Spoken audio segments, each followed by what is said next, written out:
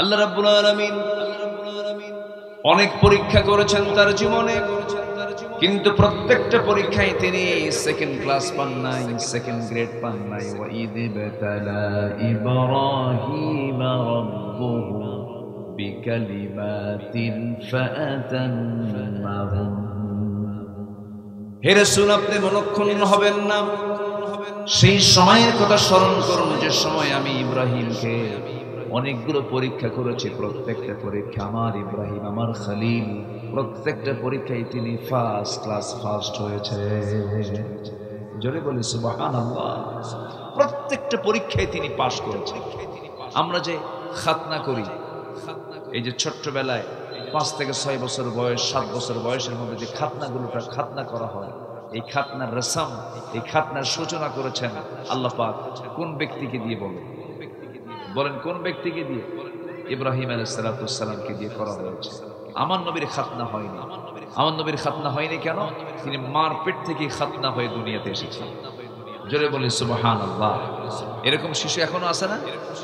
আমারই আপন ছোট ভাই, আমার মা যখন তার ভূমিষ্ঠ হলো,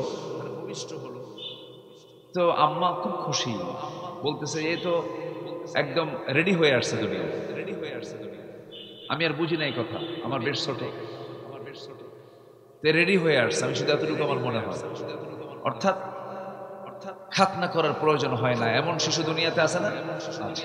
বিশ্বের সেরা মানুষ মুহাম্মদ সাল্লাল্লাহু আলাইহি ওয়াসাল্লাম তিনি খাতনা হয়ে দুনিয়াতে এসেছেন। কিন্তু সবার খাতনা হবে না। এখন এই খাতনা করতে হবে, এটার সূচনা যাকে আল্লাহ পাক যাকে দিয়ে করেছেন, তিনি কোন নবী বলেন কোন নবী? এবং তার খাতনা হয়েছে, আমাদের খাতনা হয়েছে 5 থেকে 6 বছরে, আর তার খাতনা হয়েছে হলো 80 বছর বয়সে। কোন বছরে বলেন? 80 বছরে। বুড়া যখন তিনি, তখন বলা হলো ইব্রাহিম তোমার একটা কাজ বাদ আছে। বুখারীর বর্ণনা, বলা হলো তোমার এই খাতনা করতে হবে। তিনি বললেন আল্লাহ তুমি তো বলছো, আমি তো অবশ্যই রাজি আছি, আমি খাতনা করব, কিন্তু আমার খাতনা করবে কে? কি কথা কি বুঝতেছেন আপনারা? খাতনা যারা করে দেয় ওদেরকে কি বলে রাখে? হাজাম। এটা আবার কি? হাজাম কিছু কিছু এলাকায় বলে গোটকা, কিছু কিছু এলাকায় বলে খলিফা, ওস্তা বলে। এক একটা এলাকায় এক শব্দ আছে। অর্থাৎ সার্জারি করা হয়, এখন ডাক্তাররাও করে, এখন ডাক্তাররা এটা করেন, ডাক্তারদের নিয়ে করাই এটা উত্তম। মেডিকেল সায়েন্সকে অবশ্যই আমাদের প্রাধান্য দেওয়া উচিত। তারা পড়াশোনা করেন, তারা স্টাডি করেন। ইঞ্জিনিয়ার বিল্ডিং বানানো আর আমার আপনার ইঞ্জিনিয়ারিং দিয়ে বিল্ডিং বানানো কি তফাৎ আছে না? বলেন তো। 5 বছর 6 বছর যখন আমাদের ছিল, তখন খাতনা করে দিয়েছে কোনো হাজাম, ডাক্তার অথবা কেউ। আচ্ছা, কিন্তু 80 বছর বয়সে তার খাতনা করতে হয়। বলেন তো এটা কি ছোটখাটো পরীক্ষা? বলেন আস্তে কোন কেন এই পরীক্ষা, এই খাতনা করবে কে? বলা হলো আল্লাহ বলেন ইব্রাহিম এই বুড়া বয়সে তোমার লুঙ্গিটা খুলবে কে? বলো তোমার এই কাম সারতে হবে। বলেন নিজের কাম কি নিজে করা যায়? কঠিন ব্যাপার। কিন্তু আমার মাঝখানে আমার পেটে ছোট্ট একটা ফোড়া হয়েছে। এই ফোড়াটা ধীরে ধীরে বড় এরিয়া ধারণ করে। আমি একটু হলেও উপলব্ধি করতে পেরেছি যে নিজের জিনিসকে নিজে অপারেশন করাটা কত জটিল কাজ। চিন্তা করেন, একটা স্পর্শকাতর জায়গা, 80 বছর বয়স হয়ে গেছে, বলা হলো ইব্রাহিম তোমার খাতনা তোমাকেই করতে হবে। এটা বিশাল ব্যাপার। 80 বছর বয়স। আল্লাহ বলেন ইব্রাহিম আমি তোমাকে ইন্নী জাইলুকা লিন-নাসি ইমামা, আমি তোমাকে মানব মণ্ডলীর ইমাম করে পাঠাইছি, আমি তোমাকে জাতির পিতা করে পাঠাইছি। এটা তোমার মধ্যে যদি বাদ পড়ে যায়, জাতির মধ্যে বাদ পড়ে যাবে। এই কাজটা আমি তোমাকে দিয়ে উদ্ধার করতে চাই, তোমাকে দিয়ে এটা শুরু করতে চাই, তুমি খাতনা করে ফেলো। বললেন কি? একটা আড়ালে চলে গেলেন, জঙ্গলের মধ্যে চলে গেলেন। বয়স্ক মানুষ জঙ্গলে যাওয়ার পরে কাঠ কাটার যে যন্ত্র দেখবেন, আগের কাঠ মিস্ত্রিগুলো, এখন তো মেশিনে কাজ করে। আগের যারা কাঠ মিস্ত্রি কাঠের কাজ করতেন ওই সমস্ত মিস্ত্রিগুলো ওটাকে এই এলাকায় অস্ত্র কি যেন বলে জানি না, 22লা বলে, কি বলে 22 বলে। এই জাতীয় তিনি অস্ত্র হাতের মধ্যে নিলেন, নিয়ে আড়ালে চলে গেলেন, নিজের খাতনা সুন্দর করে সুচারুরূপে সুন্দর করে খাতনা সম্পূর্ণ করলেন। কারণ এখানে সুচারুর দরকার আছে না নাই বলেন? একটু কম বেশি হলে পরে কি সমস্যা কিনা বলে, বাঁচার সম্ভাবনা নাই, ব্লিডিং হয়ে মারাও যেতে পারে। তাহলে জাতির পিতা হওয়ার জন্য একজন ডাক্তারও দরকার। কি বিশাল বড় একটা অপারেশন তিনি করেছেন, নিজের অপারেশন তিনি নিজেই সম্পন্ন করেছেন। ওই যে খাতনা শুরু হয়েছে, কিয়ামত পর্যন্ত এই সুন্নাতটা কোন নবীর সুন্নাত বলেন? কার সুন্নাত? সেই নবীর মাধ্যমে কুরবানিও শুরু হয়েছে। ঈদুল ফিতরের সম্পর্ক হলো রোজার সাথে, রোজার পরপর ঈদুল ফিতর। আর কুরবানির সাথে সম্পর্ক হলো হজের। কিসের সাথে বলেন তো? হজ। হজের মৌসুমে কি আসে? কুরবানি আসে। আর রোজার মৌসুমে কি আসে? ইফতার, কি বলে, ঈদুল ফিতর আসে। ঈদুল ফিতর শেষ করেছি, ঈদুল আজহাও আমরা শেষ করেছি। আল্লাহ তুমি সকলে ঈদের ভিতরে আমাদের প্রকৃত ঈদ, আমাদের প্রকৃত যে আনন্দ, আল্লাহর সন্তুষ্টি যেন আমরা হাসিল করতে পারি, সেই তৌফিক আল্লাহ দান করো। জোরে বলি আল্লাহুম্মা আমিন। আমরা লাভ চাই না লস চাই? জোরে কম। লাভ চাই না লস চাই? কিসের লাভ? বলেন, দুনিয়ার লাভ না আখিরাতের লাভ? ভালো করে বলবেন। দুনিয়ার দরকার নেই, বিয়ে শাদী করবেন না, আসতে পারে। কি বাচ্চা কাচ্চার দরকার নেই, ব্যবসা বাণিজ্যের দরকার নেই? এখন বলেন, দুনিয়ার লাভ দরকার না আখিরাতের লাভ দরকার? হ্যাঁ, দুইটাই লাগবে। সুন্দর জবাব দিয়েছেন, বলেন আলহামদুলিল্লাহ। দুইটাই তাহলে লাগবে। আচ্ছা, আমার কথা কি বিরক্ত হচ্ছেন আপনারা? একটু মনোযোগ দিয়ে কথাগুলো শুনতে। দুটাই লাগবে আমাদের, আমার আপনার জন্য। আল্লাহ রাব্বুল আলামিন দোয়া শিখে দিয়েছেন, দুটার জন্যই দোয়া করো। যারা পারেন ঠোঁট মিলিয়ে আমার সঙ্গে সুন্দর করে বলুন, রব্বানা আতিনা ফিদ দুনিয়া হাসানাতান ওয়া ফিল আখিরাতি হাসানাতান ওয়া কিনা আযাবান নার ওয়াজআলনাল জান্নাতা মা'আল আবরার। জোরে বলুন আল্লাহু আকবার। আয় আল্লাহ তাআলা, তুমি আমাকে আগে দুনিয়ার হাসানা দান করো, আখিরাতের হাসানা দান করো।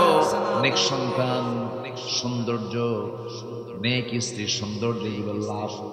আর যদি বজ্জাত মার্কা যদি বউ হয়, লাভ না লস? বলেন বলেন বলেন। বদ সন্তান যদি হয় আমার আপনার জন্য কি হয়ে যায় বলেন? লস হয়ে যায়।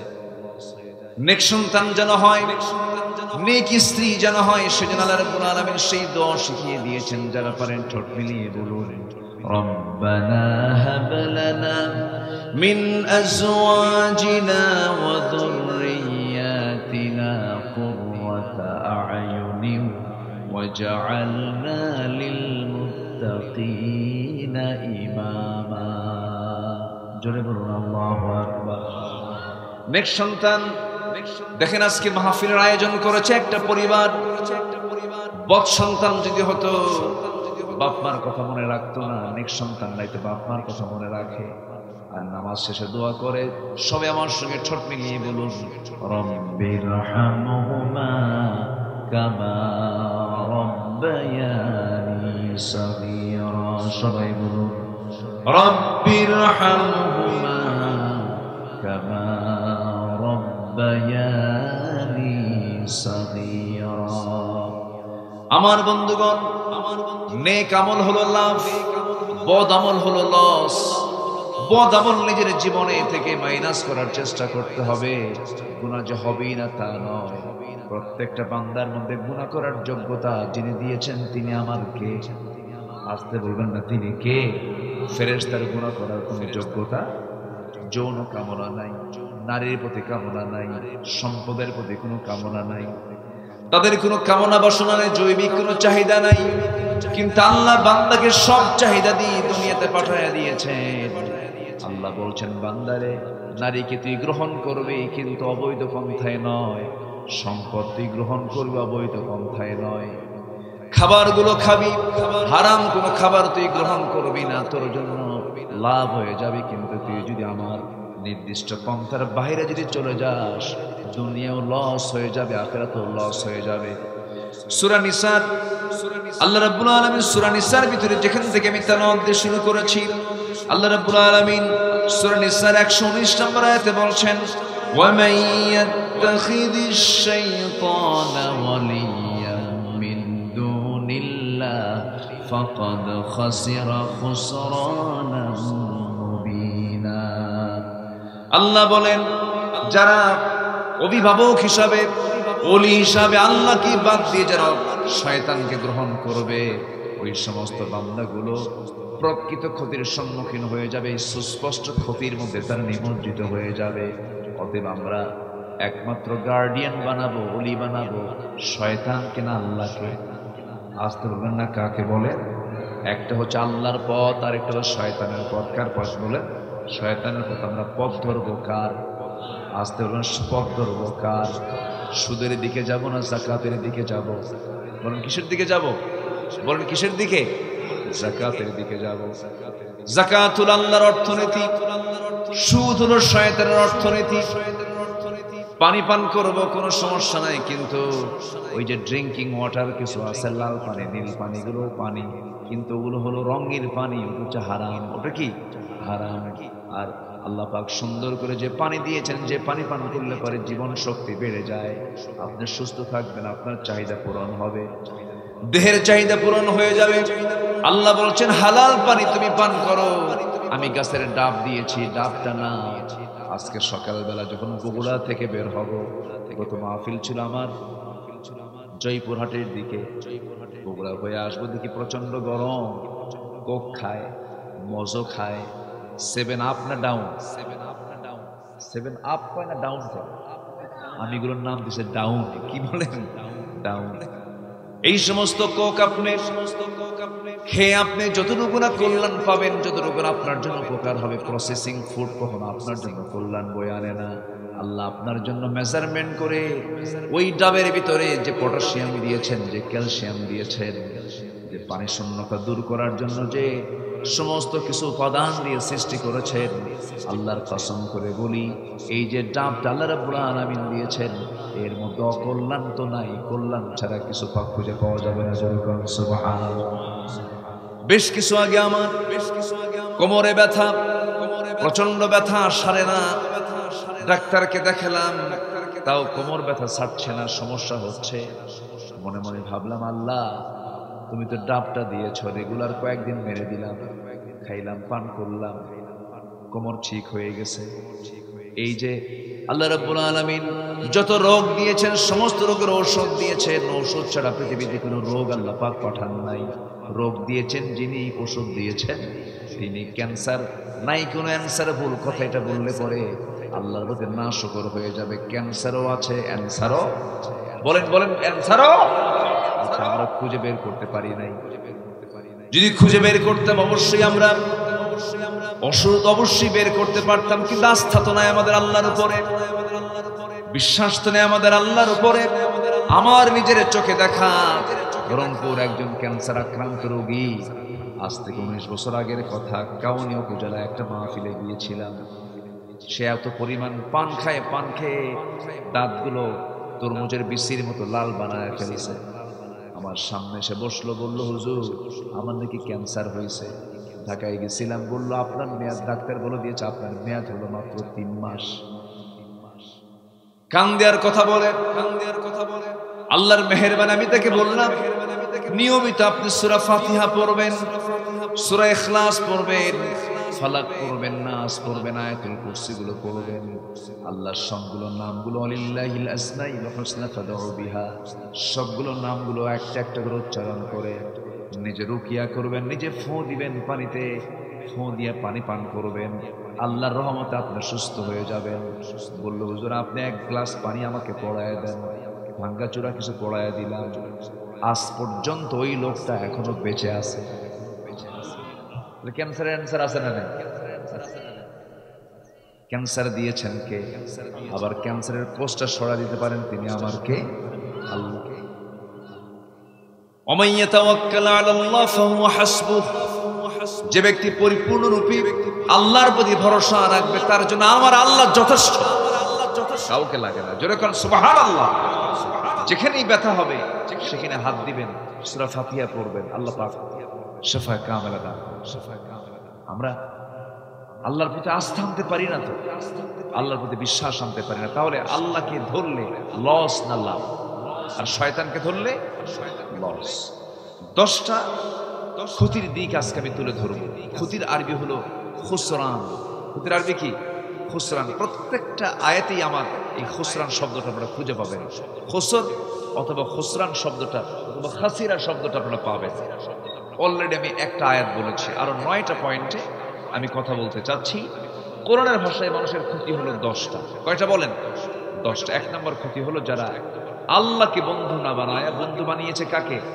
শয়তানকে। যাকাতকে না পছন্দ করে সুদকে পছন্দ করেছে। নিজের যোগ্যতার পরিচয় না দিয়ে ঘুষ নিয়ে চাকরি নেওয়াকে পছন্দ করেছে। নিজের সততাকে বিক্রি করে ঘুষের টাকা খায়া বিচারের রায় অন্যদিকে দিয়ে দিয়েছে। এরকম মেম্বার আছে না? আপনি আবার রাগ করেন, উনিও কিন্তু মেম্বার। জি, এই আমি কি আলোচনা শেষ করে দেব? আপনি যাচ্ছেন কেন?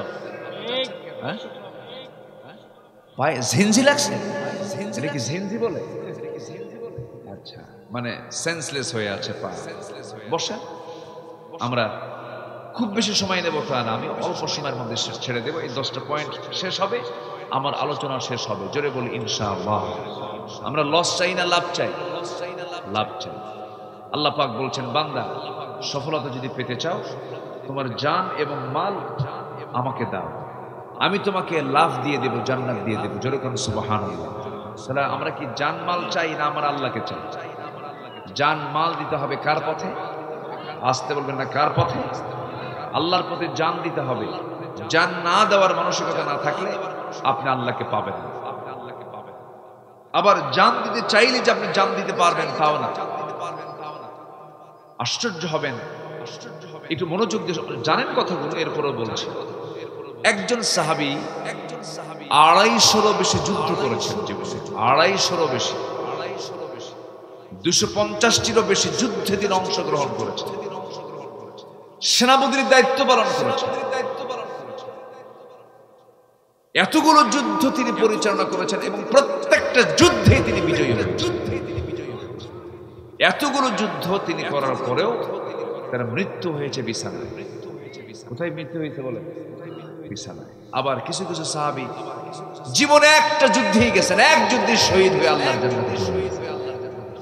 তাহলে জান দিতে চাইলে কি জান দেওয়া যায়? ওই সাহাবী এতগুলো যুদ্ধ করার পর তিনি বিছানায় কাতরাচ্ছেন। তিনি হচ্ছেন খালিদ বিন ওয়ালিদ রাদিয়াল্লাহু তাআলা। এই সাহাবী চোখের পানি ফেলে ফেলে কাঁদতেছিলেন, বিছানায় কাতরাচ্ছিলেন আর মনে মনে বলছিলেন, আল্লাহ তুমি তো আমাকে জান্নাত দিতে চেয়েছো, জান দিলে পরে মাল দিলে পরে। মাল তো দিলাম কিন্তু জান তো তোমার পথে আমি দিতে পারলাম না। কাফেররা আমাদের দেহ থেকে এক ফোঁটা রক্ত ঝরাতে পারে নাই, কাফেররা আমাকে আক্রমণ করতে পারে নাই, আমি তো শহীদ হতে পারলাম না। নিজেকে অত্যন্ত অযোগ্য মনে করছিলেন, অপূর্ণ মনে করছিলেন, নিজেকে ব্যর্থ মনে করছিলেন। ইতিমধ্যে তাকে দেখার জন্য অর্ধ দুনিয়ার শাসনকর্তা ওমর ফারুক রাদিয়াল্লাহু তাআলা তাকে দেখার জন্য আসছেন। অন্তিম শয্যায় তিনি শায়িত। তার চোখের পানি দেখে সাইয়েদনা ওমর ফারুক বলছেন, আমার প্রিয় ভাই খালিদ, তোমার চোখে পানি কেন? কি হয়েছে তোমার? তিনি বলছেন, আমিরুল মুমিনিন, আমার পোড়া কপাল, শহীদ হতে পারলাম না। আল্লাহর পথে আমি জিহাদ করে শহীদ হতে চাওয়ার জন্য 250-রও বেশি যুদ্ধ করলাম, শহীদ হতে পারলাম না। আজকে কুকুর শ্রীগালের মতো বিছানায় কাতরাচ্ছি, আমি মারা যাচ্ছে স্বাভাবিক মৃত্যু, আমি শহীদ হতে পারলাম না। আফসোস করছে, নিজেকে ধিক্কার দিচ্ছিলেন। ওমর ফারুক বলছেন, ভাই খালিদ বিন ওয়ালিদ, তুমি আমার প্রতি রাগ করেছো নাকি? না, রাগ করবো কেন? খালিদ বিন ওয়ালিদ যে যুদ্ধে যান সেই যুদ্ধে বিজয় হয়ে যায়। মুসলমানদের মধ্যে একটা বিশ্বাস সৃষ্টি হয়ে গেছে, খালিদ যেখানে বিজয় সেখানে এই জাতীয় শিরকের চিন্তা যখন মাথায় চলে আসলো, কারণ আল্লাহ আছেন যেখানে বিজয় সেখানে এটাই বিশ্বাস করা উচিত ছিল। কিন্তু মুসলমানদের মধ্যে একটা বিশ্বাস সৃষ্টি হয়েছে, খালিদ যে যুদ্ধে যাবে সেই যুদ্ধে মুসলমানদের বিজয় হবে। সেনাপতির পদ তার থেকে ছিনায় নিয়ে সাধারণ সৈনিক বানায় দিয়েছিলেন। মৃত্যুর সময় তাকে দেখতে গিয়ে ওমরে ফারুক কাঁদতে কাঁদতে অস্থির হয়ে বলছে, ভাই খালিদ, আল্লাহর কসম করে বলি তোমার প্রতি হিংসা নিয়া জেলা সেনে আমি তোমাকে পদোন্নতি থেকে তোমাকে আমি সাধারণ পোস্টে দেই নাই। পদোন্নতি না দিয়ে আমি তোমাকে সাধারণ সৈনিক বানিয়ে দিয়েছি হিংসার কারণে নয়, শিরকির যেন চিন্তা চেতনা বান্দার ভিতরে থেকে মুছে যায়, এই জন্য তোমাকে সৈনিক বানিয়ে দিয়েছিলাম। আজকে তোমার কাছে মাফ চাইতে এসে দেখি তুমি চোখের পানি ফেলে ফেলে কাঁদো। তুমি কি আমার প্রতি রাগ করেছো নাকি? না, কি হয়েছে বলো? আজকে আমি বিছানায় কাতরাচ্ছি, শহীদ হতে পারছি না, এই জন্য কাঁদতেছি। ওমরে ফারুক বললেন, আমার প্রিয় ভাই খালিদ বিন ওয়ালিদ, চিন্তা করো কেন? তুমি কি সেই হাদিসটা ভুলে গেছো নাকি? রাসূল বলেছেন, যদি কারো ভিতরে শহীদের তামান্না থাকে, জিহাদের তামান্না থাকে, তার মৃত্যু যদি বিছানা হয়ে থাকে, ওয়া ইম্মা তাআলা ফিরাশিহি, আল্লাহ রাব্বুল আলামিন তাকে শহীদের দরজা বিছানায় মূল্য দিয়ে দেন। সুবহানাল্লাহ, আল্লাহু আকবার বলেন। তাহলে জান দেওয়া কি এত সহজ? জান দিতে চাইলেই কি জান দেওয়া যাবে? আরেকজন সাহাবীর কথা মনে হয়ে গেল, অনেক কষ্ট করে ঈমান এনেছিলেন তিনি, দুনিয়াকে বিক্রি করেছিলেন। ওমাইয়াশরি নাফসাহু ইবতিগা মারদাতিল্লাহ, আল্লাহর সন্তুষ্টির জন্য তিনি দুনিয়াকে বিক্রি করেছিলেন, আখিরাতকে কিনে নিয়েছিলেন। আর এই দুনিয়াতে এমন লোক আছে যারা আখিরাত বিক্রি করে দুনিয়া নেয়। আছে না? আছে না? আমরা বেচে দেব কি দুনিয়া না আখিরাত? দুনিয়া বেচবো, আখিরাত বিক্রি করা যাবে না। এমন একজন সাহাবীর কথা মনে পড়ল আমার, কালেমা পড়েছেন, বাড়িটা হলো তার মক্কা এবং মদিনার ঠিক মাঝখান বরাবর তার বাড়ি। দিন গ্রহণ করলেন, আপন চাচা তাকে দেখে ফেলে বলল, কলিজার টুকরা ভাতিজা, শুনলাম নাকি তুমি নাকি কালেমা পড়েছো। সন্তান সঙ্গে সঙ্গে ভাতিজা বলে, চাচা শুনবেন কেন? এ তো মহা সত্যের কথা, এটাকে আড়াল করার কোনো সুযোগ নাই। আমি দিন গ্রহণ করেছি, কালিমা পড়ে নিয়েছি। এবার চাচা বলতেছে, ভাতিজা তুমি কি জানো এই দিন গ্রহণ করার ফলাফল কি হতে পারে? কি হতে পারে চাচা? সমস্ত সম্পদগুলো আমি তোমার কাছ থেকে জোর জুলুম করে নিয়ে নেব, জোর করে নিয়ে নেব। এবার তিনি বলছেন, চাচা জোর করে নেবার দরকার নাই, আমি আপনাকে আপোষে দিয়ে দিলাম, সম্পদ দিয়ে দিলাম, কিন্তু আমি ঈমান দিতে পারবো না। জোরে কোন সুবহানাল্লাহ। চাচার মেজাজ আরো খারাপ হয়ে গেল। সব সম্পদ জোর করে নেওয়ার পরে এবার করলো কি, জামা কলারটা ধরে টান মারলো, জামাটা ছিঁড়ে গেল, জামাটাও খুলে নিল। পরনের লুঙ্গির গিটায় হাত দিয়ে লুঙ্গিটাও খুলে নিয়ে উলঙ্গ করে ঘর থেকে বের করে ঘাট ধাক্কা দিয়ে বের করে দিয়েছে। উলঙ্গ দেহ নিয়া মার দরজার সামনে হাজির হয়ে বলছে, মা দরজা খোলো, কিন্তু আমার দিকে তাকায়ও না। দেখো তো ছোট্ট এক খণ্ড কোনো কাপড় আছে নাকি, আমার সতরটা আমি ঢাকতে চাই। ছোট্ট এক খণ্ড কাপড় দিল। এবার আব্দুল্লাহ, সেই সাহাবীর নাম হচ্ছে আব্দুল্লাহ, তিনি বলছেন, মা শোনো, আমার দিকে তাকায়ও না, এক খণ্ড কাপড় নিয়ে আমি আমার সতরটা ডাকলাম, তুমি আমার জন্য দোয়া করো। আমি পৃথিবীর কোন দরবার আমার কাছে পছন্দ নয়, আমি এই মুহূর্তে রওনা দিলাম আমার নবীজির দরবারের দিকে। নবীর দরবারের দিকে রওনা করলেন। ফজর হয়ে গেল, প্রচন্ড শীতকাল।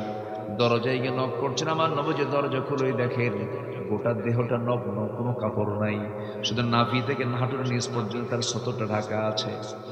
আমার নবীজি এই দৃশ্য দেখে কোনো প্রশ্ন করলেন না, তার পরিচয় জানলেন না, বায়োডাটা জানতে চাইলেন না, সোজা তিনি ভিতরে চলে গেলেন। শরীরের মধ্যে কষ্ট হচ্ছে, নিজের যতগুলো জামা ছিল তার মধ্যে পছন্দের দুটা জামা, দুটা জুব্বা আমার নবীজি হাতের মধ্যে করে নিয়ে এসে বললেন, ও বস্ত্রহীন, এই যে দুটো জুব্বা, আমার পরনের জুব্বা আমি তোমাকে হাদিয়া স্বরূপ দিয়ে দিলাম। কার গায়ের জুব্বা? কি লাভ না লস? ওই যে সম্পদ চলে গেছে, লাভ কোনটা বলেন? বলেন, সম্পদ না নবীজির জুব্বা? লস হয়ে গেছে। একদিকে ঈমান এনেছেন, নবীর পরনের জুব্বা, নবীর গায়ের জুব্বা তার হাতে দিলেন। এরপরে বলছেন, মান আনতা, তুমি কে? আমি অমুক ব্যক্তি, আমার অমুক এলাকায় বসবাস। এমনটা হলো কেন? বিস্তারিত খুলে বললেন। আমার নবীজি বলছেন, ও আব্দুল্লাহ যুল বাজাদাইন, কোনো টেনশন করো না, কোনো চিন্তা করো না, তোমার ব্যাপারে কোনো টেনশন তুমি করতে চেও না। তুমি আমার পছন্দের একজন সাহাবী, কোনো টেনশন নাই, তোমার দায়িত্ব আমি নিচ্ছি, চলে যাও, আসহাবে সুফফার সদস্য হয়ে যাও। হাতে কোরআন দিয়ে দিলেন, কোরআনের সবক তাকে দিয়ে দেওয়া হলো, তিনি চলে গেলেন সাহাবীদের মাঝে। সব সাহাবীরা আস্তে আস্তে কোরআন তেলাওয়াত করে, কিন্তু আব্দুল্লাহ চিৎকার মেরে মেরে কোরআন তেলাওয়াত করে বিরক্ত হয়ে সাহাবীরা এসে বলছেন, হুজুর নতুন একজন সাহাবী যোগ দিয়েছে, কিন্তু চিৎকার মেরে মেরে তেলাওয়াত করে আমাদের ডিস্টার্ব হয়। কে? আব্দুল্লাহ।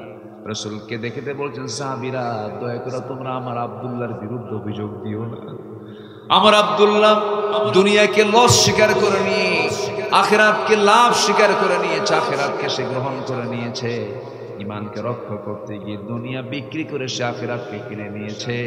আমরা আব্দুল্লাহর কোরআন তেলাওয়াতে তোমরা বাধা দিও না, কারণ আব্দুল্লাহর কোরআন তেলাওয়াতটা সে যে চিৎকার করে কোরআন তেলাওয়াত করে, এটা তার ইমানের কারণে, আবেগের কারণে। আমার আব্দুল্লাহকে তোমরা তেলাওয়াতে বাধা দিও না। সুবহানাল্লাহ। লস না লাভ? বলেন লস না লাভ?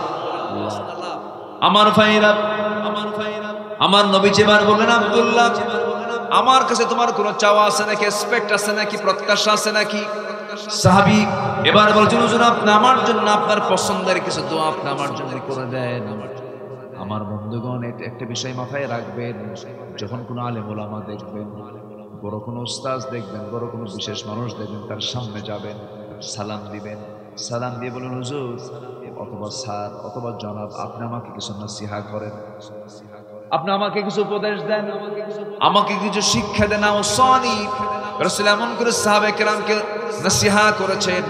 ওই সাহাবী বলছেন, হুজুর আপনি আমার জন্য একটু দোয়া করে দেন। আমার নবীজি তৎক্ষণাৎ হাত উঁচু করে দোয়া করে দিচ্ছেন, আল্লাহ আমার আব্দুল্লাহর দিন গ্রহণ করতে গিয়ে দুনিয়া সে বিক্রি করে ফেলে দিয়েছে, আমি তোমার কাছে ফরিয়াদ করি, আব্দুল্লাহর জান মাল তুমি কাফের বেঈমানদের জন্য তুমি আল্লাহ হারাম করে দাও।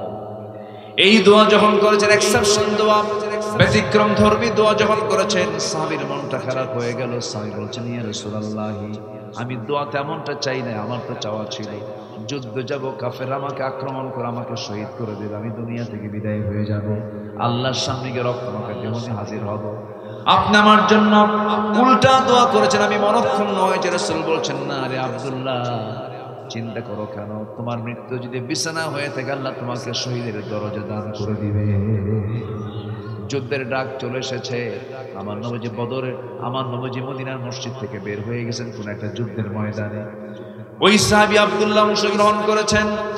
যুদ্ধ শেষের পরে আমার নবীজি মদিনার দিকে ফিরে আসতেছেন, হঠাৎ করে এক ঝাঁক সাহাবী এসে বলছেন, ইয়া রাসূলুল্লাহ আপনার সেই প্রিয় সাহাবী আব্দুল্লাহ দারুণ অসুস্থ হয়ে পড়ে আছে।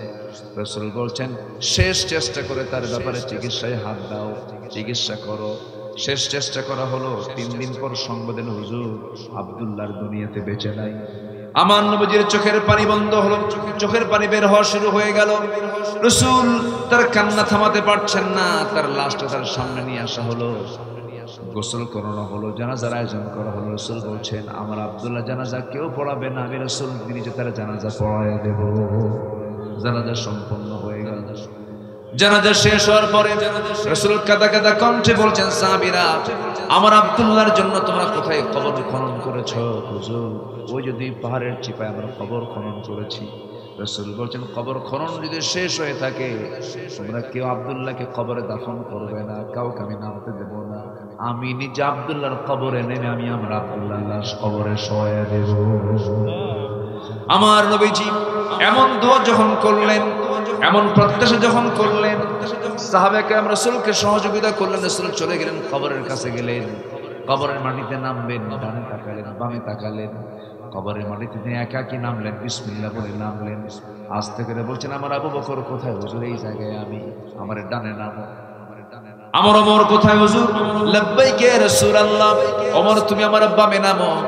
ওই কবরে নেমেছেন আমার নবীজি, ওই কবরে নেমেছেন নবীর পরিচয়ের জায়গা, যারা আসন কিনেছেন আবু বকর সিদ্দিক রাদিয়াল্লাহু তাআলা, তারপর ওমর ফারুক রাদিয়াল্লাহু তাআলা, বিশ্বের সেরা সেরা 3 জন সেরা মানুষ ওই সাহাবীর কবরে নেমেছেন।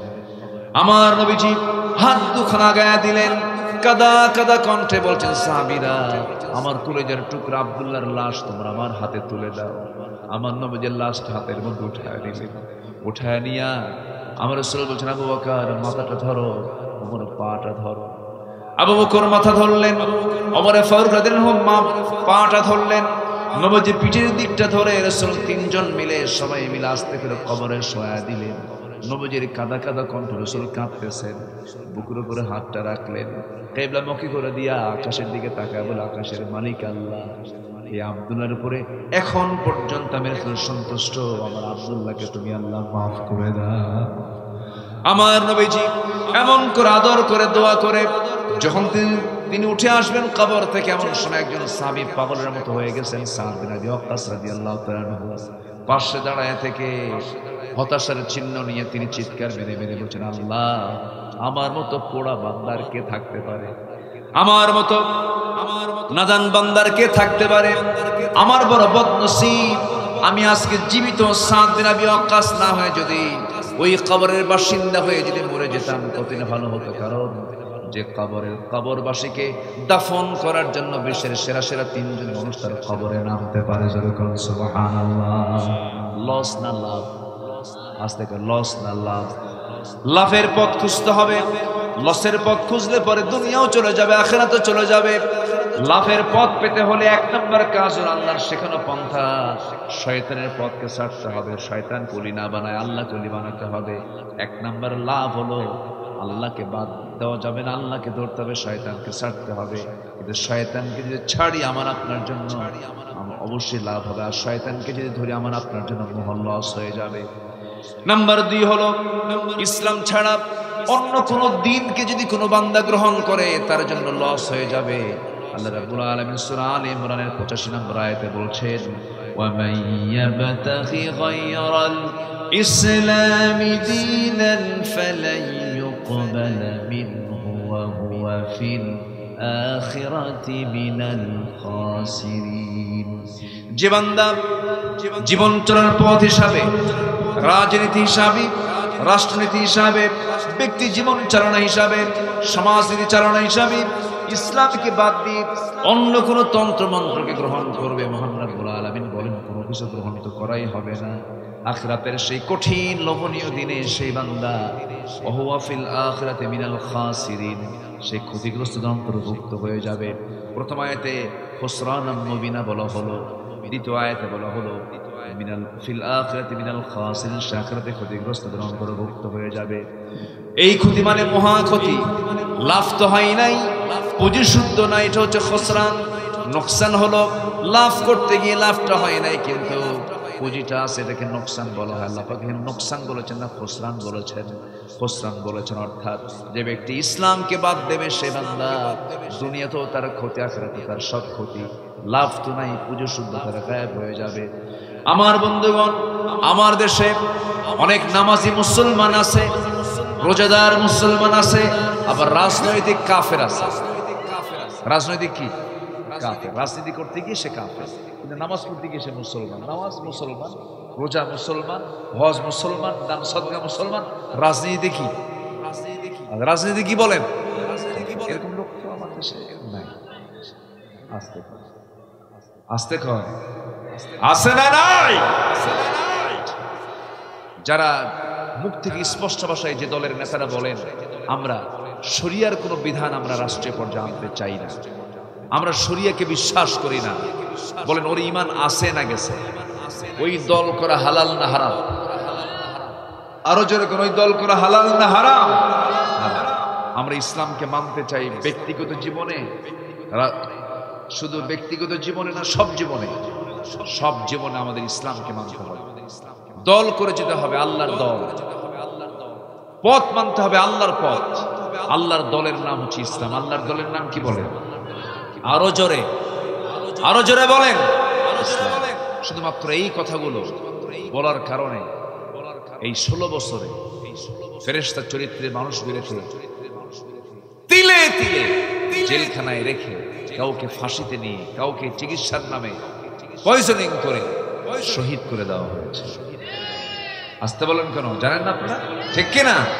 শহীদ করে দেওয়া। শুধুমাত্র এই কনসেপ্টটাকে তারা গ্রহণ করেছেন যে না, ইসলাম শুধু ব্যক্তিগত জীবনে নয়, রাজনৈতিক জীবনে ইসলাম থাকতে হবে। যার রাজনৈতিক জীবনে ইসলাম নাই সে ব্যক্তি কাফের। কি কথা কি বুঝতেছেন আপনারা? সে ব্যক্তি কাফের। কিন্তু তারা যে ফাঁদ পেতেছিল সেই ফাঁদ তারা কিছু ভাইকে শহীদ করে দুনিয়া থেকে বিদায় করলে সেই ফাঁদে এখন তারাই পড়েছে। আমার কথা কি বুঝতেছেন? আজ থেকে 10-12 বছর আগে এই উদাহরণটা আমি দিয়েছি। ওই এক বেচারি খুন করে ফেলছে একজন। খুন করার পরে ভাবলো আমার তো ফাঁসি ছাড়া কোনো গতি নেই, সাক্ষীও আছে, কি করা যায়? চৌকস খুব কুশলী এক উকিলকে সে ধরল।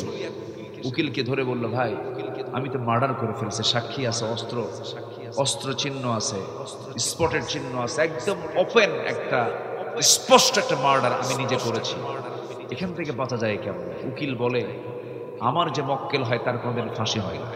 এরকম সাহাবাস উকিল আর নাই? আজ থেকে আছে না নাই? বললো যে আমার যে মক্কেল হবে তার কোনোদিন ফাঁসি হবে না।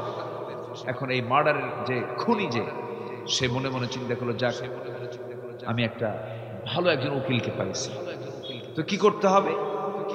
পরামর্শ দেয়।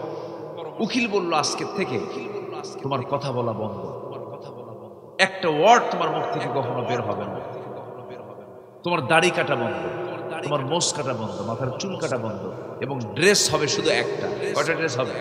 একটা ড্রেস। এক কাপড়ের বেশি 2 কাপড় কখনো পরা যাবে না, এবং কাপড় কোনো ক্রমেই পরিষ্কার থাকা যাবে না, দুর্গন্ধ থাকতে হবে, কারোর সঙ্গে কোনো কথা বলা যাবে না। যে কথাটাই কেউ প্রশ্ন করবে, যে প্রশ্নই করবে, শুধু একটা শব্দ দিয়ে উত্তর দিবা, ভ্যা। উত্তর কি? ভ্যা। বাস এই শব্দ দিয়ে তোমার সব কাভার। এই এক শব্দের ছাড়া আর কোন শব্দ তোমার মুখ থেকে বের করা যাবে না, যতদিন পর্যন্ত রায় না হয়েছে। তো বললো, ঠিক আছে উকিল সাহেব, আমি এটা ফলো করব। উকিল এখন বলে, শোনো, আমি কিন্তু 2 টাকার উকিল না, আমারে কিন্তু মাইনাটা অন্য উকিলের চাইতে বেশি দিতে হবে, তুমি রাজি আছো কিনা? কি বলেন স্যার? উকিল সাহেব, আপনি যা চাবেন আমি তাই দিয়ে, কিন্তু কাজটা আপনাকে হাসিল করুন, উদ্ধার করুন, আমাকে আগে জামিন নিশ্চিত করে দেন, আমাকে খালাস নিশ্চিত করে দেন। কাছে ঠিক আছে। মাস 3 পরে ডাক পড়েছে, আদালতে উঠানো হলো, এজলাসে জজ বসে গেছে, কাঠগড়ায় আসামিকে উঠানো হলো, দুপক্ষের আইনজীবী প্রশ্ন শুরু করে দিল। তো আসামিকে যখন, খুনিকে যখন প্রশ্ন করা শুরু করছে, যে প্রশ্নই করে সে উত্তর হলো কি? এছাড়া আর কোন শব্দ সে বলে। মাথার চুলগুলো উস্কো খুস্কো, মোছো বড়, দাড়িও বড়, গায়ে এক কাপড়, 3 মাস 4 মাস পড়লে কি আর গায়ের ওই কাপড়ের কোনো অস্তিত্ব থাকে? পাগল, দুর্গন্ধ ছড়ে গেছে, কোনো আওয়াজ নাই, কিচ্ছু নাই, পেশাব পায়খানার কোনো যত্ন নেই। দেখুন বারবার প্রশ্ন করে, উত্তর দেয় শুধু ভ্যা। এখন জজ তার চেয়ারে বসে ওই কি বলে, কলমের আগা কামড়ায়, আর মনে মনে চিন্তা করে, লোকটাকে আসামি করলো কে? সে আসামি বানাইছে আরেক পাগল। এই কথা কি বুঝতেছেন?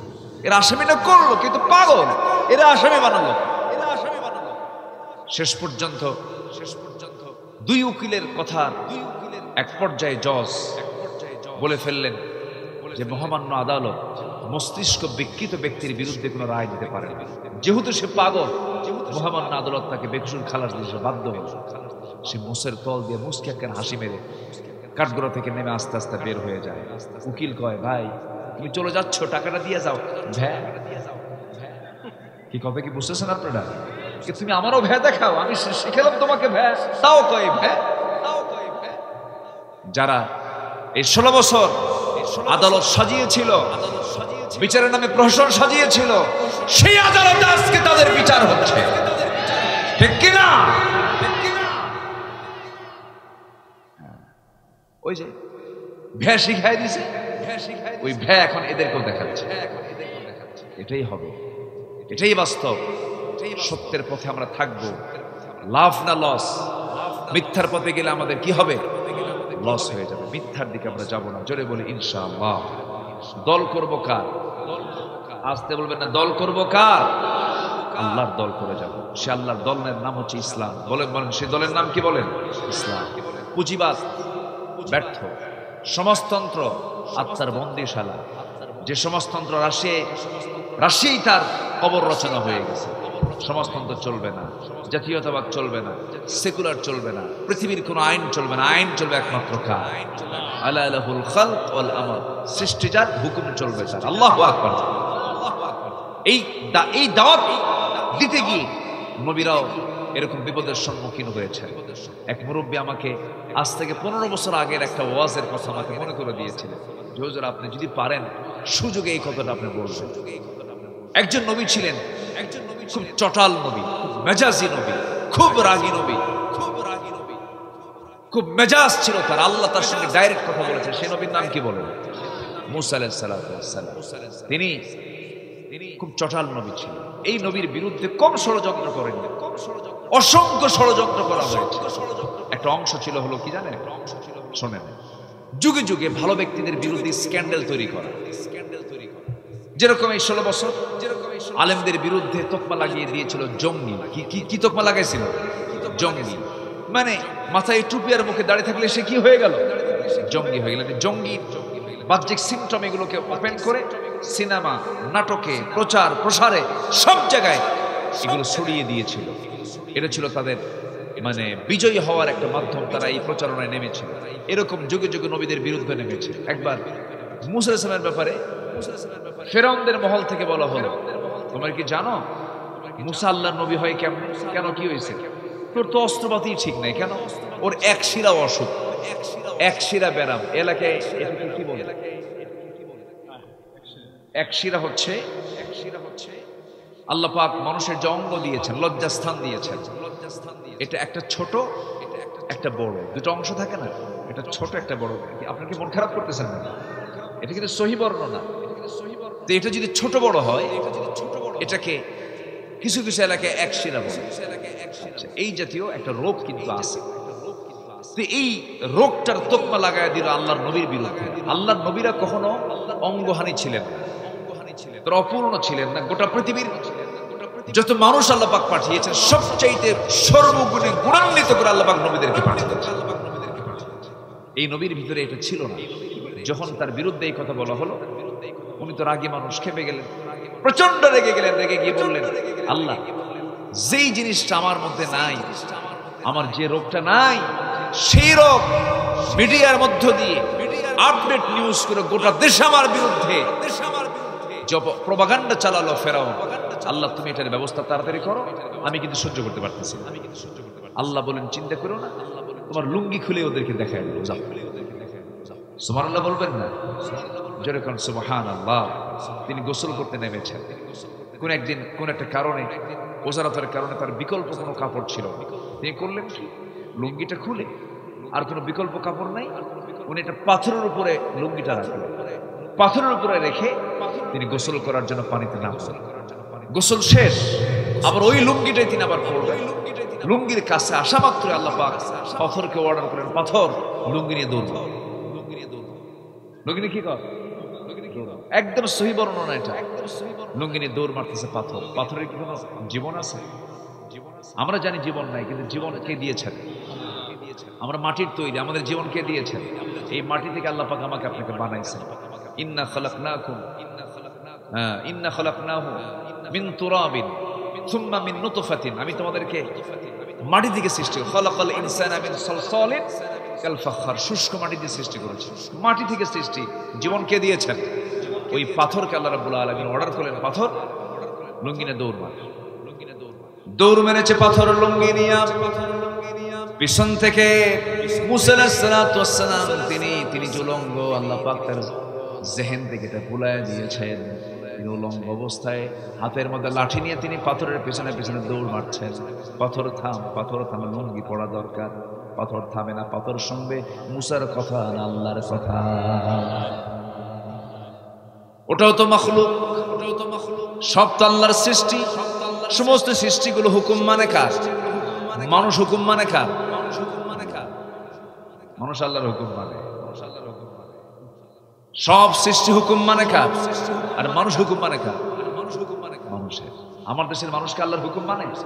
আল্লাহর হুকুম মানলে কি আজকে এই অবস্থা সৃষ্টি হয়? আমাদের দায়িত্ব হচ্ছে কার হুকুম মেনে নেওয়া? আল্লাহর হুকুম। পাথর রওনা দিব, পাথর দৌড়ায়, আল্লাহর নবীও দৌড়ান। দৌড়াতে দৌড়াতে তিনি ক্লান্ত হয়ে গেলেন, কিন্তু ওই পাথরটা গিয়ে এমন জায়গায় গিয়ে থেমে গেল যে জায়গায় ফেরাউন তার মন্ত্রী পরিষদ নিয়ে বৈঠকে বসে গেছে, সব মন্ত্রীদেরকে নিয়ে সে জরুরি বৈঠকে বসে গেছে। ঠিক পাথরটা আল্লাহর পয়গম্বরের লুঙ্গিটা ঘাড়ে করে নিয়ে মাথায় করে নিয়ে পাথরটা এসে সেই জায়গায় থেমে গেছে। মুসা ইসলাম তিনি ভুলেই গেছেন, তিনি উলঙ্গ, তার পেছে পেছে তিনি চলে আসছেন, একদম ওই পাথরের কাছাকাছি এসে লুঙ্গিটা হাতে নিয়েছেন। ইতিমধ্যে তিনি যে উলঙ্গ, ফেরন খুবই কাছ থেকে তার দৃশ্যের দিকে তাকায়া সবকিছু নজরও দিয়ে এবার বলতেছে, এই আমরা যে অভিযোগ দিলাম সব তো মুসা দেখায় দিল, মুসার অস্ত্রবাদী সব ঠিক আছে, সব ঠিক আছে। সুবহানাল্লাহ। সত্যটাকে উন্মোচন করে দেন তিনি কে? সত্য উন্মোচন করেন তিনি কে? আল্লাহ। আজকে রাজাকার ট্যাগ আর খায় না, জঙ্গি ট্যাগ আর কেউ শোনে না। 10 মাস হয়ে গেল, জঙ্গির কোন অভিযান নাই, কোন জঙ্গি নাটক নাই। অভিযান করে সেখান থেকে জঙ্গির আস্তানা থেকে এতগুলো এটা উদ্ধার পাইছে, এটা বোমা পাইছে এবং এতগুলো লোক পাইছে। এগুলো নাটককে আমরা 10 বছর দেখতেছি, আমরা 10 মাস দেখতেছি নাই কেন? এই জঙ্গি নাটকের যিনি নাট্যকার যিনি, তিনি এখন দিল্লিতে বসে আছেন, এই জন্য নাটক না নাই। সব দেখা শেষ করেছি, আগামীতে আমরা ইসলামের দেশ আমরা দেখতে চাই। জোরে বলি ইনশাআল্লাহ। কোরআন দিয়ে রাষ্ট্র চলুক সবাইকে চান, ইসলাম দিয়ে রাষ্ট্র চলুক সবাইকে চান, নামাজের সরকার আসুক সবাইকে চান। চান কারা কারা? হাত উঁচু করে দেখান মুসলমান। কেউ তো স্লোগান দেন না।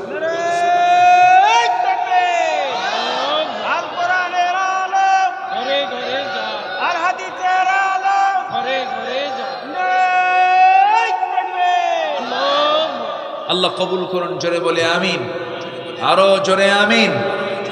সম্মানিত ভাই,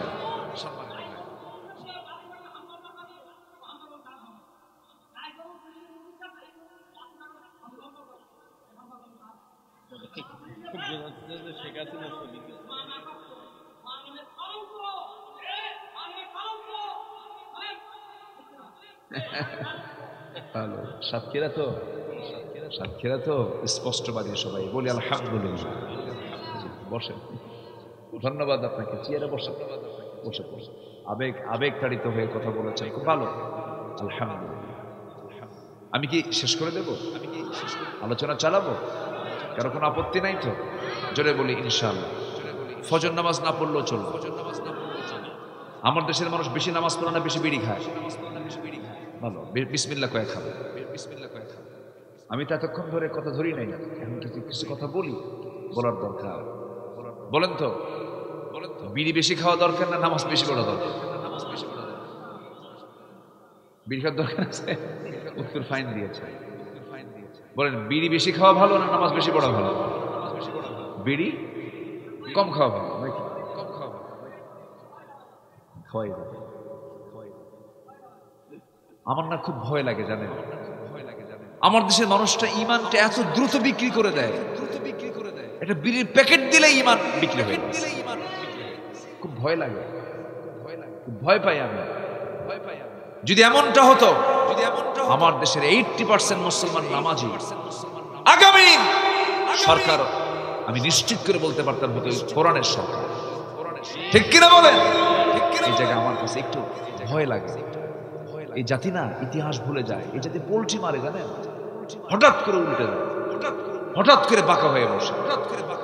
আল্লাহ তুমি গোটা দেশকে, প্রত্যেকটা জেলাকে সাতক্ষীরার মতো বানায় দাও। জোরে বলি আমিন। তাহলে এই দেশকে ওজন করার জন্য যে বাটখারা যে জেলা, সে জেলার নাম কি বলে? সাতক্ষীরা। সাতক্ষীরা একটা ওজন করার মতো একটা জেলা, যে জেলার মানুষ ইসলামকে চায়, যে জেলার মানুষ আলেমদের নেতৃত্ব চায়, যে জেলার মানুষ ইসলামের নেতৃত্ব চায়। আল্লাহু আকবার। আল্লাহ তুমি প্রত্যেক জেলা কেমন বানায় দাও। জোরে বলি আমিন। জানেন আমার দেশের মানুষ কি না পারে? মরা লাশ ফ্রিজে রেখেছে মহিলা, সেই ফ্রিজ থেকে লাশ বের করে ধর্ষণ করে। 3 বছরের শিশু ধর্ষিতা হয়, কবর থেকে লাশ তুলে মৃত লাশের সঙ্গে জেনা করা, একটা মানুষকে মেরে 49 টুকরা করা হয়। একটা মানুষকে মেরে তাকে টুকরো টুকরো করে গোশত হাড় থেকে আলাদা করে গোশতগুলোকে ফ্ল্যাশ করে কবরের মধ্যে দিয়ে এটাকে অস্তিত্বহীন করা হয়। তাও একটা দেশের সংসদ সদস্যের লাশ। জানেন না আপনারা?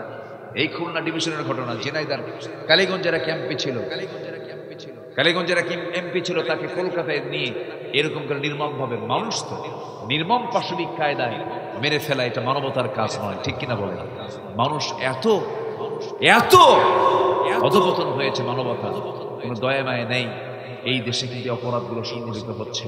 অতএব এই দেশকে সুন্দর করে সাজানোর জন্য একমাত্র ইসলামী নেতৃত্বের বিকল্প কোনো পথ আর নাই। আমরা ইসলামী নেতৃত্ব দেখতে চাই। জোরে বলি ইনশাআল্লাহ, আর জোরে বলি ইনশাআল্লাহ।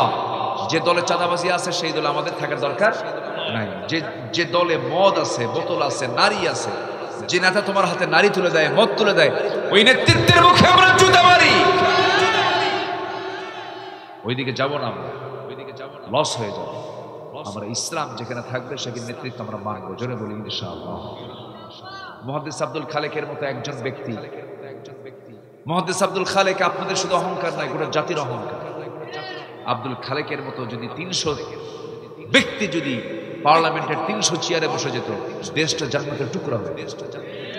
কিন্তু এতদিন ছিল, ওর মধ্যে একটা ছিল হলো ওই যে ফেটে দা, জানেন না আপনারা?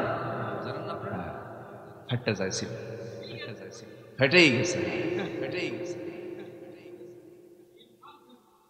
চিন্তা করে কি পাওয়ার, কি অহমিকা, কি প্রাউড মাটির সঙ্গে আল্লাহ পাক মিশায়া দিয়েছেন। সে আল্লাহ আছেন না নাই? আমরা আল্লাহর প্রতি আস্থা আনবো। জুলুমকে আমরা নিজের জীবন অস্ত্র বানাবো না। আমরা জুলুমের হাত প্রশস্ত করবো না, রহমতের হাত প্রশস্ত করবো। রহমতের হাত, দয়ার হাত প্রশস্ত করে দেবো। জুলুম করবো না। আল্লাহর কসম করে বলি, যে বান্দার মধ্যে জুলুম নাই, সে বান্দার প্রতি আল্লাহর অবারিত রহমত বর্ষিত হবে। যেরকম সুবহানাল্লাহ। আমরা জুলুমের পথে যাব না, আমরা দয়ার পথে যাব। জোরে বলি ইনশাআল্লাহ।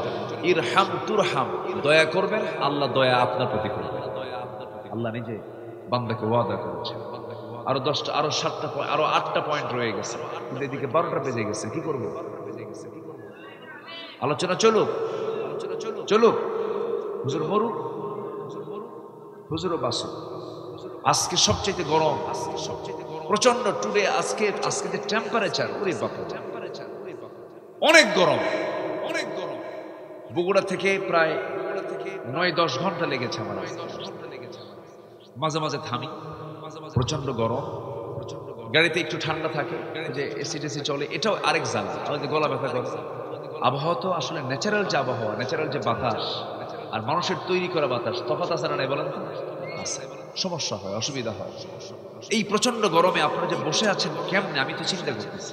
আমার এখানে একটু ফ্যান চলতেছে, একটু কথা বলতেছি, কিন্তু আপনারা তো ফ্যান ছাড়া এই গরমের ভিতরে আপনারা একদম মানে কষ্ট করে, অনেকে দেখতেছি একটু গেঞ্জি টেঞ্জি খুলেও বসছেন, কিন্তু অনেকের বসার ভাব দেখে মনে হচ্ছে যে ফজর পর্যন্ত চলবে।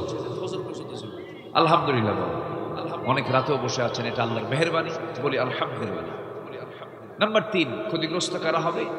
আল্লাহর সঙ্গে যারা অঙ্গীকার ভঙ্গ করবে। আমরা দুনিয়াতে আগে আসি নাই, কিন্তু আমরা ছিলাম রুহের জগতে। কিসের জগতে ছিলাম বলেন? রুহের জগতে। আমাকে প্রশ্ন করেছিলেন আল্লাহ পাক, আমি কি তোমার রব নই? তখন আমরা কি কইছেন? না। কি কইছি? না কইছি না হ্যাঁ কইছি? বলেন কি বলছি আমরা? কি বলেছে? ক্বালু বালা, হ্যাঁ তুমি আমার রব। আচ্ছা, এটা যে বলছে আমরা, মনে আছে? মনে নাই? ভালো করে রাখুন, মনে আছে? কিন্তু বলছি কিনা বলেন? কোরআন শুধু সত্য না মহাসত্য? বলেন বলেন বলেন। সেই মহাসত্য কোরআন বলছে, হ্যাঁ আমি বলে এসেছি তুমি আমার রব। তাহলে এই ওয়াদা আমি করেছি কার সাথে? কার সাথে করছি? আমি আল্লাহর সাথে।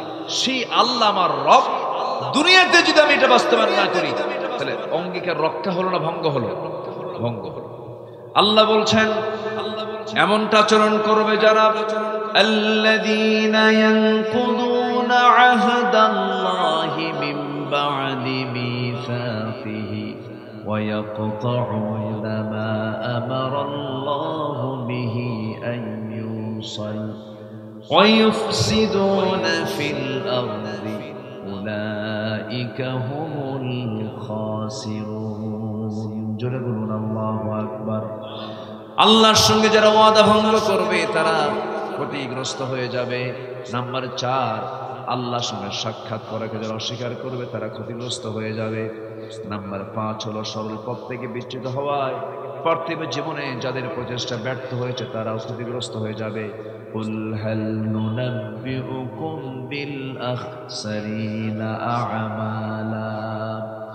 নাম্বার 6 হলো আল্লাহর পথ থেকে বিচ্যুত হয়ে নিজে পরিবার বর্গকে যারা ক্ষতিগ্রস্ত করবে, এই সমস্ত বান্দাগুলোর দুনিয়াও যাবে, আখিরাতে চলে যাবে।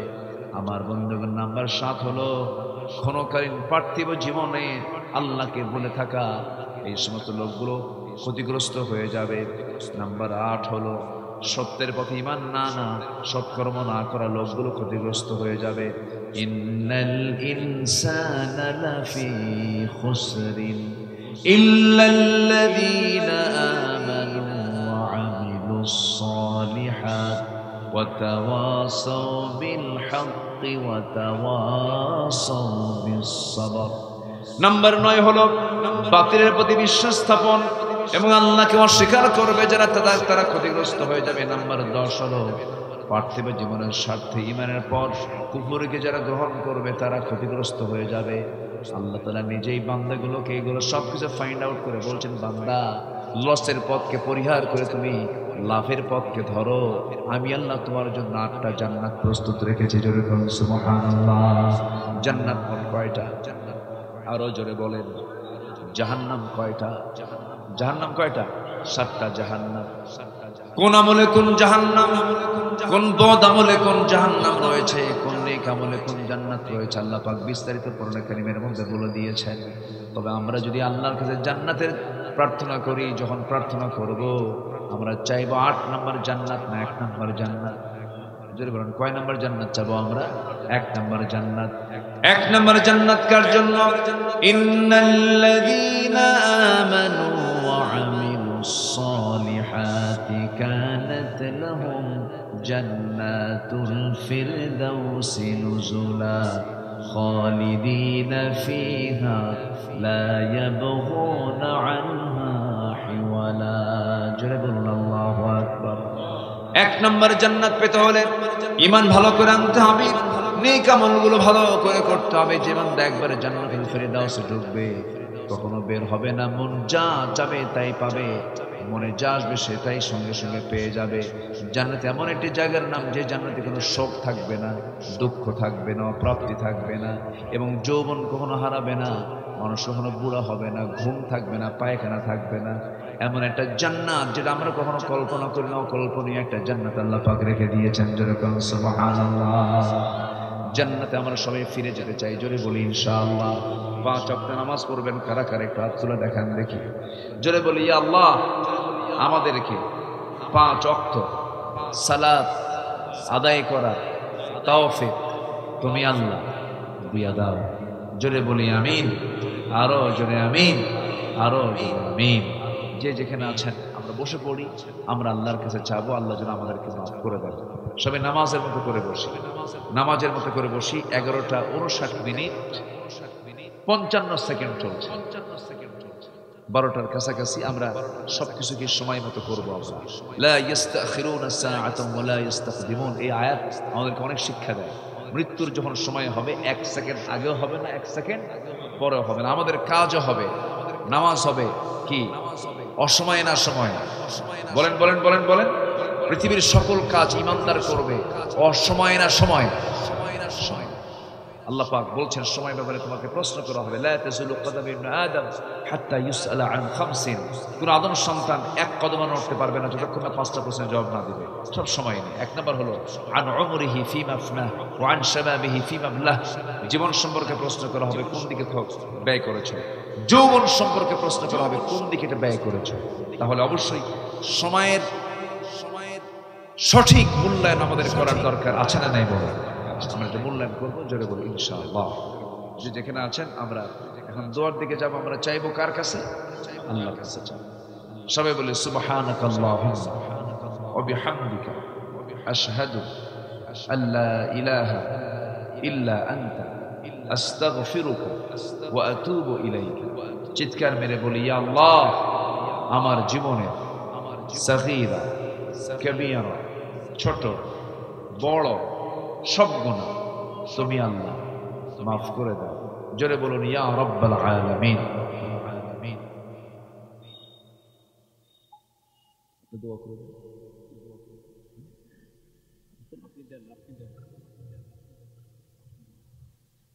কোনো কথা আছে কি? আর কথা বলবেন? ঠিক আছে, আসুন আমরা আল্লাহর কাছে চাচ্ছি। আমি দোয়া চাই, সবাইকে আমার জন্য দোয়া করবেন। এই বলরাঙ্গের সাথে আমার একটা আলাদা মহব্বত হয়েছে। আমার স্বপন ভাই খুব কাছের মানুষ, ওনার ভাই একজন মালয়েশিয়া থাকে, ভাইটার নাম ভুলে গেল, ফারুক ভাই, তার সঙ্গেও কথা হয়। আবার আরেকজন আছেন আমাদের লাড্ডু ভাই, কিন্তু উনি লাড্ডু খাওয়াননি আমার এখন। লাড্ডু ভাই কোথায়? জি, আমার লাড্ডু ভাই অত্যন্ত হাসি খুশি মানুষ, অলরাউন্ডার। তিনি পারেন না এমন কোনো কাজ নেই, সব কাজ তিনি পারেন। তিনি প্র্যাকটিক্যাল, থিওরিক্যাল, মানে কোনো জিনিসের না শব্দ তার মুখে সব পারেন আমার লাড্ডু ভাই। আলহামদুলিল্লাহ, আমাদের এই বন্ধন আল্লাহ যেন আমাদের হাসর পর্যন্ত গড়ায় দেন, জোরে বলি আমিন। বলরাঙ্গার প্রত্যেকটা ঘরকে আল্লাহ পাক ইসলামের দুর্গ বানায় দেন, ঘরে ঘরে খালিদ বিন ওয়ালিদ পয়দা করে দেন। মাদের আম্মাজান আয়েশা, রহিমা, তারপরে সুমাইয়া রাদিয়াল্লাহু আনহুন্না, এই সমস্ত মহিলাদের আদর্শকে লালন করার তৌফিক আল্লাহ পাক দান করেন। ঠিক কিনা বলেন? এই জায়গায় আমার কাছে একটু ভয় লাগে। এই জাতি না ইতিহাস ভুলে যায়, এই জাতি পোল্ট্রি মারে, জানেন? হঠাৎ করে উল্টে যায়, হঠাৎ করে বাঁকা হয়ে বসে। আল্লাহ তুমি গোটা দেশকে, প্রত্যেকটা জেলাকে সাতক্ষীরার মতো বানায় দাও, জোরে বলি আমিন। তাহলে এই দেশকে ওজন করার জন্য যে বাটখারা, যে জেলা, সে জেলার নাম কি বলে? সাতক্ষীরা। সাতক্ষীরা একটা ওজন করার মতো একটা জেলা, যে জেলার মানুষ ইসলামকে চায়, যে জেলার মানুষ আলেমদের নেতৃত্ব চায়, যে জেলার মানুষ ইসলামের নেতৃত্ব চায়। আল্লাহু আকবার। আল্লাহ তুমি প্রত্যেক জেলা কেমন বানায় দাও, জোরে বলি আমিন। জানেন আমার দেশের মানুষ কি না পারে? মরা লাশ ফ্রিজে রেখেছে মহিলা, সেই ফ্রিজ থেকে লাশ বের করে ধর্ষণ করে। 3 বছরের শিশু ধর্ষিতা হয়, কবর থেকে লাশ তুলে মৃত লাশের সঙ্গে জেনা করা, একটা মানুষকে মেরে 49 টুকরা করা হয়। একটা মানুষকে মেরে তাকে টুকরো টুকরো করে গোশত হাড় থেকে আলাদা করে গোশতগুলোকে ফ্ল্যাশ করে কবরের মধ্যে দিয়ে এটাকে অস্তিত্বহীন করা হয়। তাও একটা দেশের সংসদ সদস্যের লাশ। জানেন না আপনারা? এই খুলনা ডিভিশনের ঘটনা, ঝিনাইদহ কালীগঞ্জের এক এমপি ছিল, কালীগঞ্জের এক এমপি ছিল, তাকে কলকাতায় নিয়ে এরকম করে নির্মম ভাবে, মানুষ তো নির্মম পাশবিক কায়দায় মেরে ফেলা, এটা মানবতার কাজ নয়, ঠিক কিনা বলে? মানুষ এত এত অধপতন হয়েছে, মানবতা কোনো দয়া মায়া নেই। এই দেশে কিন্তু অপরাধগুলো সংঘটিত হচ্ছে। অতএব এই দেশকে সুন্দর করে সাজানোর জন্য একমাত্র ইসলামী নেতৃত্বের বিকল্প কোনো পথ আর নাই। আমরা ইসলামী নেতৃত্ব দেখতে চাই, জোরে বলি ইনশাআল্লাহ। আর জোরে বলি ইনশাআল্লাহ। যে দলে চাঁদাবাজি আছে সেই দলে আমাদের থাকার দরকার নাই। যে দলে মদ আছে, বোতল আছে, নারী আছে, যে নেতা তোমার হাতে নারী তুলে দেয়, মদ তুলে দেয়, ওই নেতৃত্বের মুখে আমরা জুতা মারি। ওইদিকে যাব না, আমরা ওইদিকে যাব না, লস হয়ে যাবে। আমরা ইসলাম যেখানে থাকবে সেখানে নেতৃত্ব আমরা মানবো, জোরে বলি ইনশাআল্লাহ। মুহাদ্দিস আব্দুল খালেকের মতো একজন ব্যক্তি, মুহাদ্দিস আব্দুল খালেক আপনাদের শুধু অহংকার নয়, গোটা জাতির অহংকার। আব্দুল খালেকের মতো যদি 300 ব্যক্তি যদি পার্লামেন্টের 300 চেয়ারে বসে যেত, দেশটা জান্নাতের টুকরা হবে। কিন্তু এতদিন ছিল, ওর মধ্যে একটা ছিল হলো ওই যে ফেটে যা, জানেন না আপনারা? ফেটে যাইছিল, ফেটেই গেছে, ফেটেই গেছে। চিন্তা করে কি পাওয়ার, কি অহমিকা, কি প্রাউড মাটির সঙ্গে আল্লাহ পাক মিশাইয়া দিয়েছেন। সে আল্লাহ আছেন না নাই? আমরা আল্লাহর প্রতি আস্থা আনবো। জুলুমকে আমরা নিজের জীবন অস্ত্র বানাবো। আমরা জুলুমের হাত প্রশস্ত করব না, রহমতের হাত প্রশস্ত করব। রহমতের হাত, দয়ার হাত প্রশস্ত করে দেব, জুলুম করব না। আল্লাহর কসম করে বলি, যে বান্দার মধ্যে জুলুম নাই সে বান্দার প্রতি আল্লাহর অবারিত রহমত বর্ষিত হবে। যেরকম সুবহানাল্লাহ। আমরা জুলুমের পথে যাব না, আমরা দয়ার পথে যাব, জোরে বলি ইনশাআল্লাহ। ইরহাম তুরহাম, দয়া করবেন আল্লাহ দয়া আপনার প্রতি করবেন। আল্লাহ নিজে বান্দাকে ওয়াদা করেছে। আরো 10টা, আরো 7টা, আরো 8টা পয়েন্ট রয়ে গেছে, কিন্তু এদিকে 12টা বেজে গেছে। কি করব? আলোচনা চলুক, চলুক। হুজুর মরুক, হুজুরও বাসুক। আজকে সবচেয়ে গরম, প্রচন্ড টুডে। আজকে যে টেম্পারেচার, ওরে বাবা, অনেক গরম, অনেক গরম। বগুড়া থেকে প্রায় 9-10 ঘন্টা লেগেছে আমার। মাঝে মাঝে থামি, প্রচন্ড গরম। গাড়িতে একটু ঠান্ডা থাকে, যে এসি টেসি চলে, এটাও আরেক জ্বালা, আমাদের গলা ব্যথা করে। আবহাওয়া তো আসলে ন্যাচারাল যে আবহাওয়া, ন্যাচারাল যে বাতাস আর মানুষের তৈরি করা বাতাস, তফাৎ আছে না নাই বলেন তো? আছে। সমস্যা হয়, অসুবিধা হয়। এই প্রচন্ড গরমে আপনারা যে বসে আছেন কেমনে, আমি তো চিন্তা করতেছি। আমার এখানে একটু ফ্যান চলতেছে, একটু কথা বলতেছি, কিন্তু আপনারা তো ফ্যান ছাড়া এই গরমের ভিতরে আপনারা একদম মানে কষ্ট করে, অনেকে দেখতেছি একটু গেঞ্জি টেঞ্জি খুলেও বসছেন, কিন্তু অনেকের বসার ভাব দেখে মনে হচ্ছে যে ফজর পর্যন্ত চলবে। আলহামদুলিল্লাহ, অনেক রাতেও বসে আছেন, এটা আল্লাহর মেহেরবানি, বলি আলহামদুলিল্লাহ। নাম্বার 3, ক্ষতিগ্রস্ত কারা হবে? আল্লাহর সঙ্গে যারা অঙ্গীকার ভঙ্গ করবে। আমরা দুনিয়াতে আগে আসি নাই, কিন্তু আমরা ছিলাম রুহের জগতে। কিসের জগতে ছিলাম বলেন?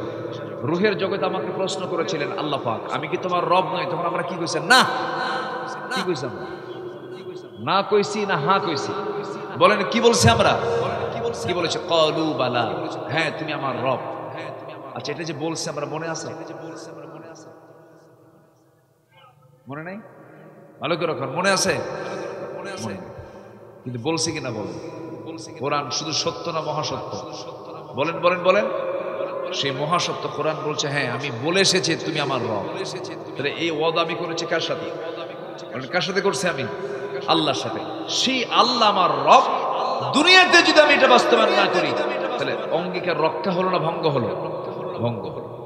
আল্লাহ বলছেন এমনটা আচরণ করবে যারা আল্লাযীনা ইয়ানকুদুনা আহদাল্লাহি মিন বা'দি মিসাকিহি ওয়া ইয়াকতাউনা মা আমারাল্লাহু বিহি আন ইউসাল ওয়া ইউফসিদুনা ফিল আরদি উলাইকা হুমুল খাসিরুন।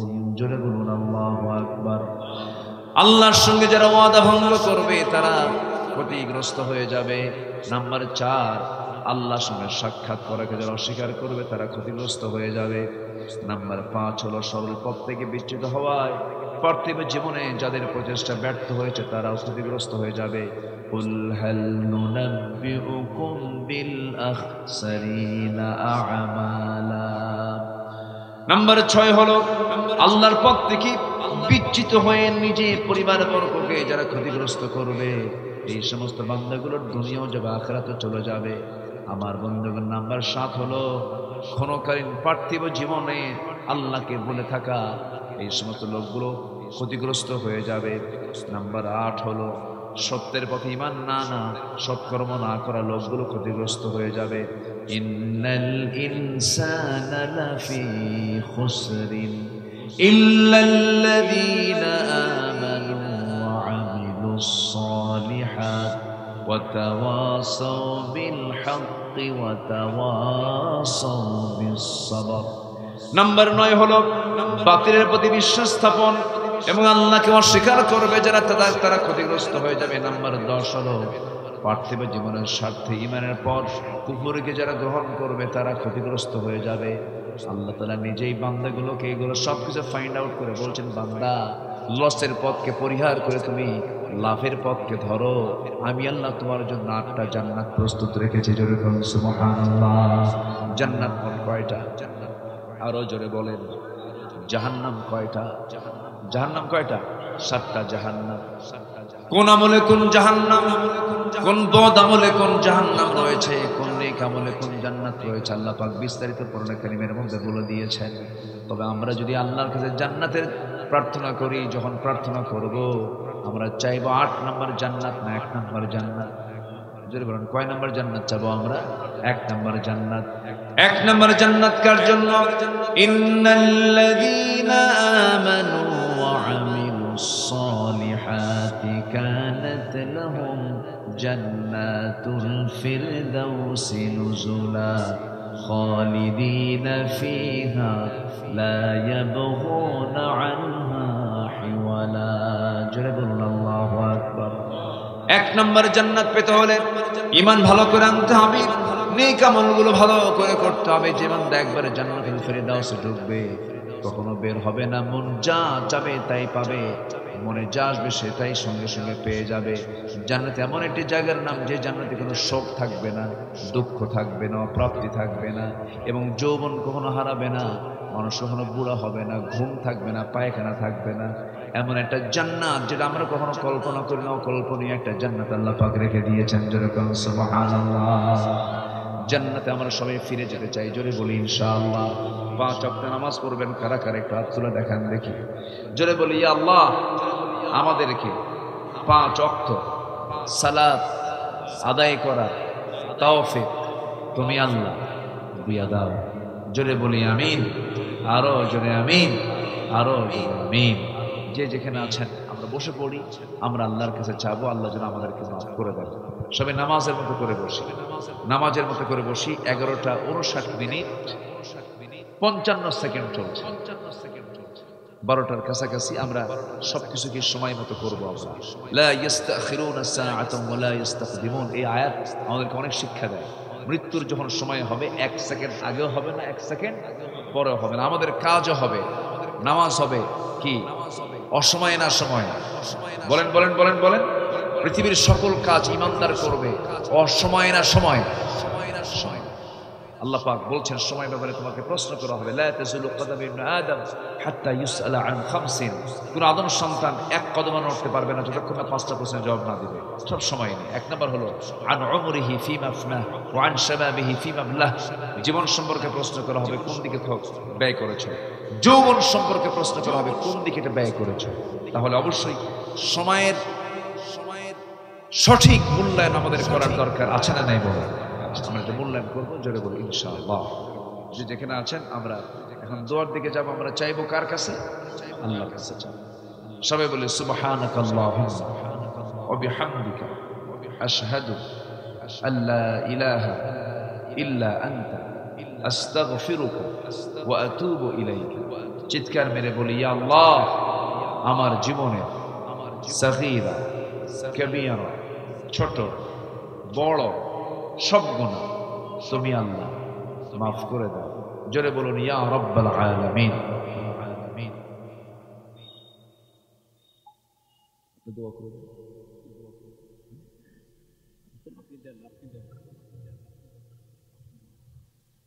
কোনো কথা আছে কি? আর কথা বলবেন?